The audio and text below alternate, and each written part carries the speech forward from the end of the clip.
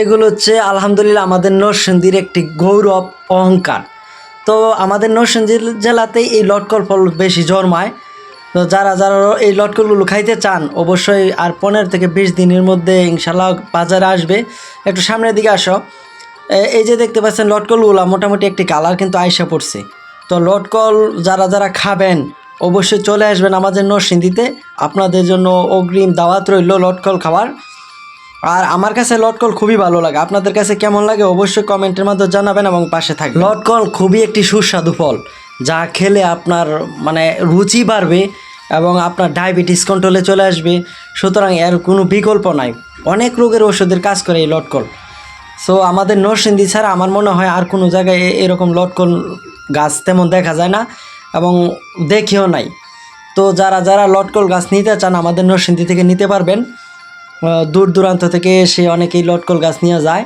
তো আপনারা নিয়ে যাবেন এবং আপনাদের প্রত্যেকটা বাড়িতে একটি করে গাছ লাগান, কারণ গাছ মানুষের পরিবেশ সুন্দর করে এবং বাতাস দেয়, অক্সিজেন দেয়। তো বিশেষ করে লটকল গাছ লাগাবেন, মনে হবে যেন আপনার বাড়িতে একটি ফুলের গাছ আছে, ফলের গাছ আছে। যে গাছ দেখলে আপনার কাছে অনেক ভালো লাগবে, মন পরিষ্কার হবে এবং দেখতে অনেক সুন্দর জায়গা দেখা যায়। তো সবাইকে অসংখ্য ধন্যবাদ যারা আমার ভিডিও দেখেন এবং পরবর্তীতে যারা দেখবেন লাইক কমেন্ট করে শেয়ার করে পাশে থাকবেন।